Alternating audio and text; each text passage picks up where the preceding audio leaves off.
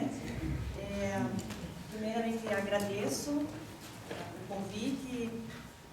Ele, fala nisso aqui, eu acho que está melhor.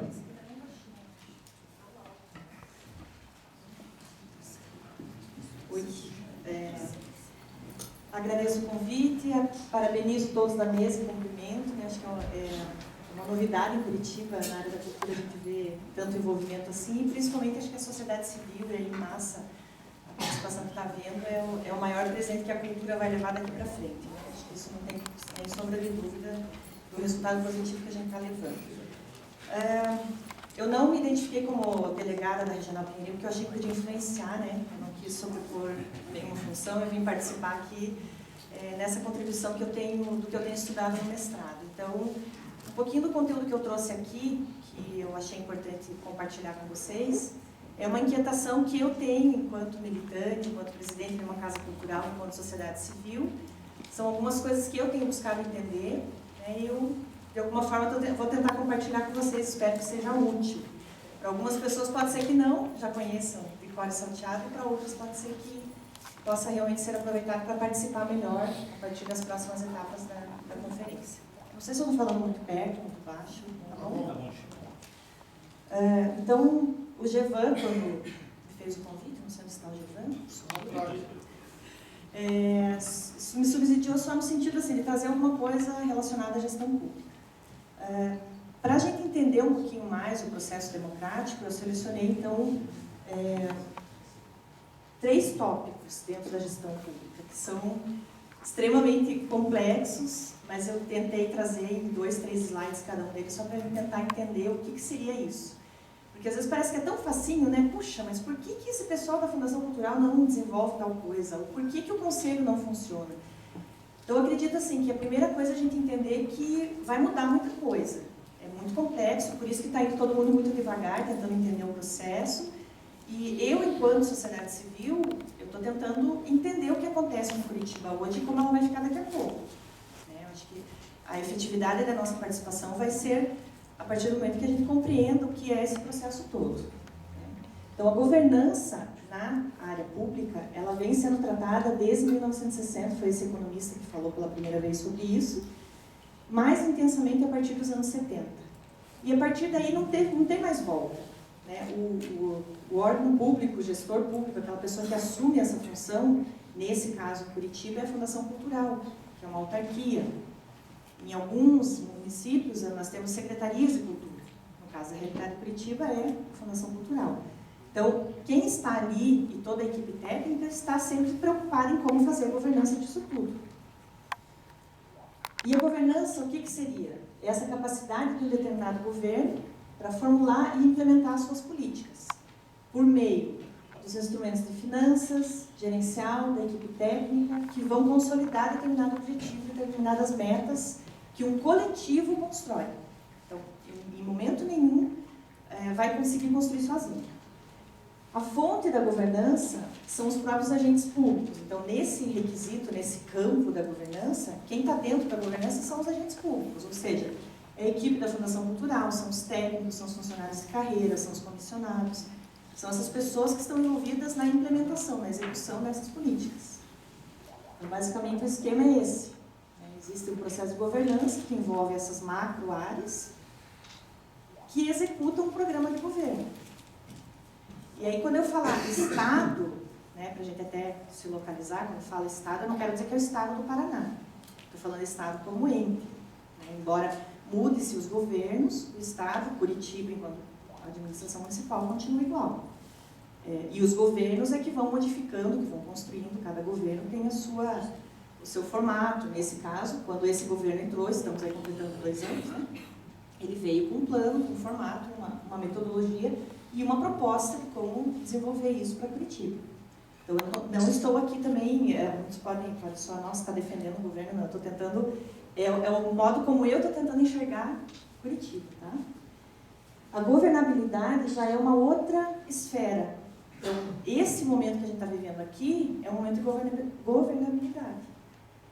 É uma forma como a Fundação Cultural encontra de ouvir a sociedade civil. Então, nós estamos, enquanto sociedade civil, conquistando até o direito de construir, de colaborar, de fomentar um novo programa de cultura para Curitiba, que é muito maior que isso. Então, é a partir dos cidadãos que ele se alimenta dessas informações para construir um novo plano, uma nova política. A lei, que é o principal instrumento, está sendo construída com todos nós participando. E aí é lógico, vai depender da capacidade desse governo ou desses agentes públicos que estão à frente disso de articular. Então, nesse momento, eu acredito que está sendo muito bem atendido, estamos todos construindo juntos. Eu achei interessante a fala do Cordioli em vários momentos naquele intenso trabalho da conferência, né, que existem pautas eternas. Saiu da minha cabeça aquilo que você falou. Então, realmente, existem discussões que não vão ser tão simples da gente resolver ou simplesmente aquele problema vai acabar. Existem alguns problemas que são realmente mais complexos para inserir numa agenda pública, uma agenda de política pública. Dentro do plano diretor da reforma do aparelho do Estado, o Presser e Pereira trouxe essa contribuição assim. Então, o governo brasileiro atual, ele não carece, isso é 95, né?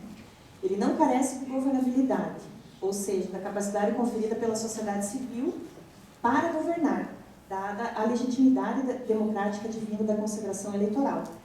Então, isso estaria, teoricamente, resolvido. Sabemos que não é só nas urnas, né? Temos as outras etapas de participação democrática. Mas o governo brasileiro enfrenta, contudo, um grave problema de governança, pois a sua capacidade de formular e implementar as políticas públicas é limitada pela rigidez e ineficiência do aparelho burocrático do Estado, do ponto de vista dele. Para outros técnicos, o aparelho do Estado funciona bem. Do ponto de vista dele, a gente sabe que é muito complexo.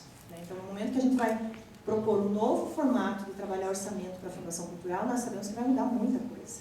Então, talvez muitos grupos que estavam, de repente, habituados a só lei de incentivo, vão sentir um impacto. Então, nós temos que nos preparar para muitas mudanças que vão acontecer. Vai ficar tudo redondinho, 100%, já o ano que vem? Não. São anos de construção. Você tem que ter bastante clareza nesse processo. Antes, governança era governar. Agora, a governança passa a significar um novo modelo de governar.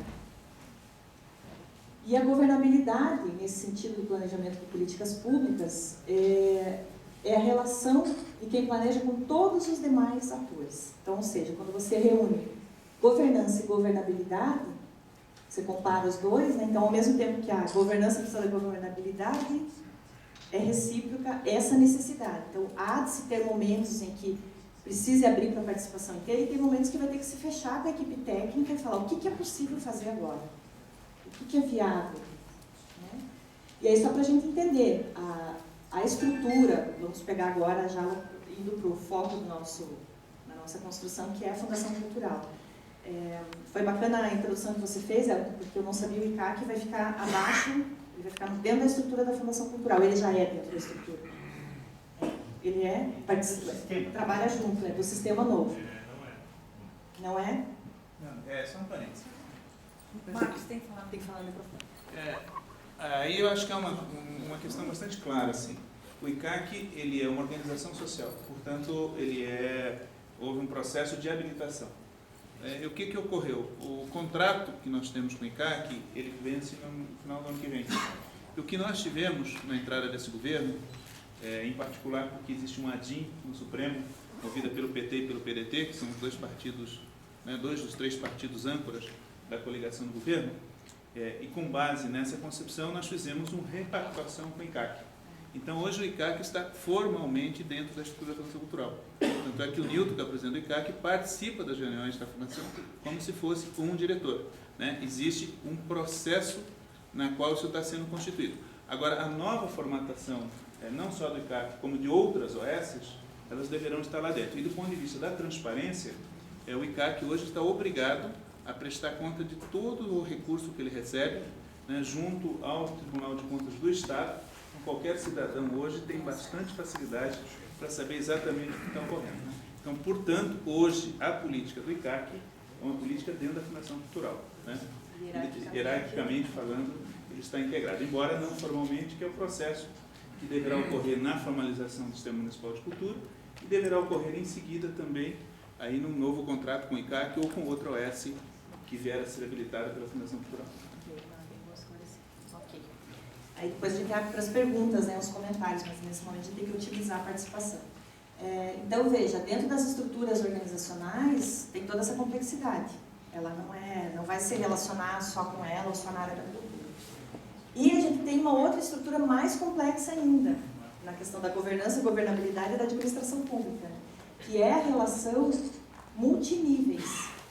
Então, nesse momento, na área da cultura, está havendo um processo de descentralização, onde as regionais vão participar de forma mais intensa. Vai ter uma estrutura lá dentro, onde tem os fóruns permanentes, vai ter todos os equipamentos, porque só uma centralização já não dava mais conta. Isso é muito bom, né?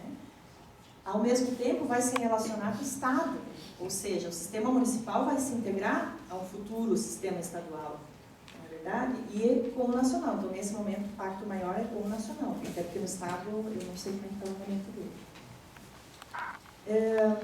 E aí tem um cientista que fez um apontamento da complexidade desses arranjos, né? Por que é tão complexo fazer a política pública funcionar. Os estados, Estado digo enquanto prefeituras, estados e a União, né? Estão se tornando cada vez mais implicados numa rede de interdependências e arranjos reguladores de colaboração, da qual a saída em geral é uma opção impraticável. Então veja o tamanho, muitas vezes, da dificuldade para implementar algo. Então, muitas vezes, nós, enquanto coletivos, enquanto sociedade civil, enquanto fóruns, nós vamos ter que ter muito bom senso para poder aprovar projetos, porque todos eles, muitas vezes, não vai dar tempo, ou não vai dar conta de aprovar todos, né? Todas as áreas temáticas que a gente tem aqui, cada um se levantar a mão vai falar, poxa, mas eu quero dinheiro para o cinema, eu quero dinheiro para o design, para a ilustração. Então, não é só isso. Então, nós vamos ter que ter uma capacidade bem mais ampliada para poder dar conta disso, né? E aí, partindo agora para a parte da política pública, né? A formulação e a implementação das políticas públicas, vamos falar da política cultural, das políticas públicas para a área da cultura, envolvem diversos atores que, em conjunto, elaboram programas que serão desenvolvidos para solucionar determinados problemas coletivos de interesse comum. Então, o problema, quando a gente fala problema, não é que é um problema, que tem goteira, não é só goteira. Um problema é uma problemática mesmo, né? Então, a Fundação Cultural, hoje, ela tem que se preocupar com o orçamento fixo da manutenção dos seus equipamentos, pagar seus funcionários e tudo mais, e tenta dar um passo a mais sempre para poder abraçar novos projetos, etc. Hoje não tem essa capacidade, até por estar com uma lei desatualizada e tudo mais. Espera-se que, com a adesão ao Sistema Nacional de Cultura, as coisas mudem, né? E a tendência é que mude mesmo.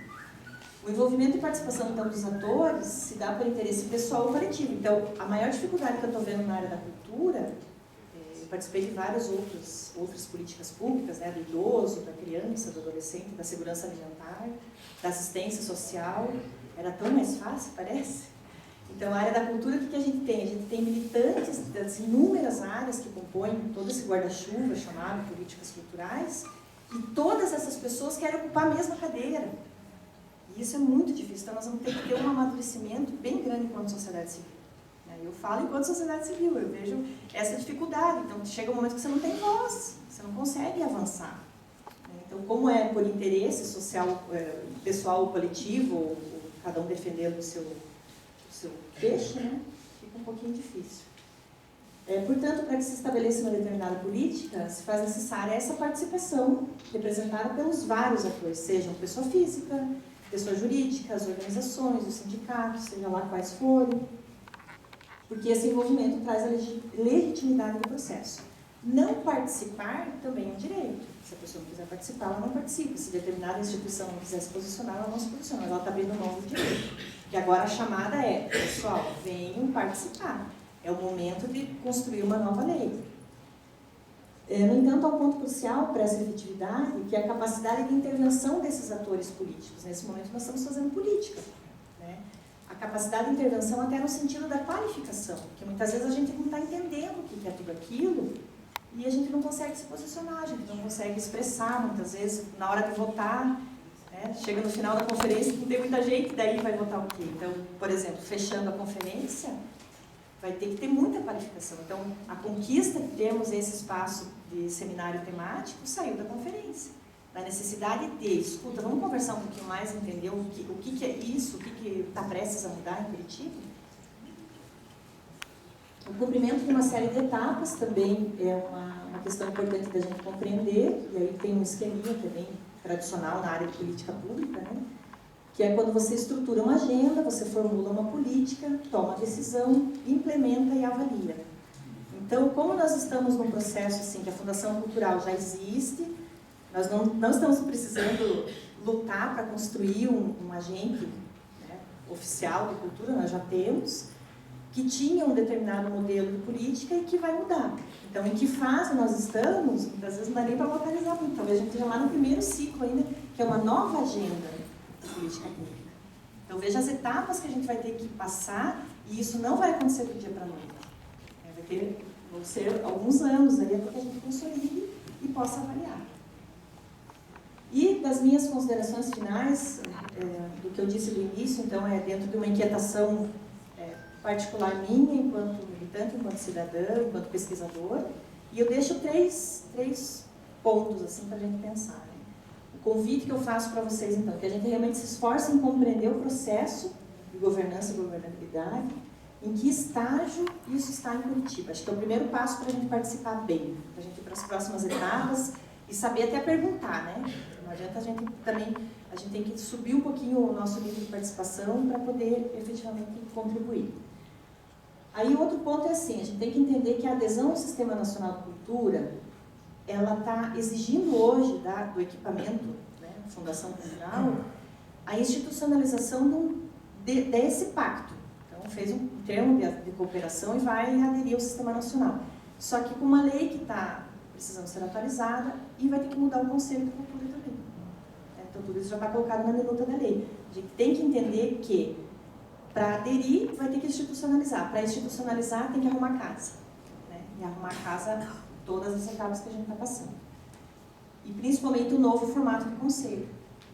Então, se realmente a gente conseguir garantir o orçamento para a qualificação dos conselheiros, tudo que está posto ali na minuta da lei é perfeito. É o nosso sonho, acho que é um sonho coletivo. Né? E por último, o esforço na qualificação e participação desse processo da construção desse novo modelo que nós queremos para Curitiba. Então, o esforço é no sentido assim, puxa, eu não entendi muito bem quem que pode ajudar, dá para pesquisar, a gente está com alguns grupos abertos até no Facebook de discussão e diálogo, eu não gosto muito da palavra discussão, mas no sentido de diálogo, de capacitação mesmo, eu acho que é isso aí que eu tinha para deixar, enquanto sociedade civil, que a gente possa participar melhor. Desculpa se eu não atendi até todas as perguntas, mas seria isso.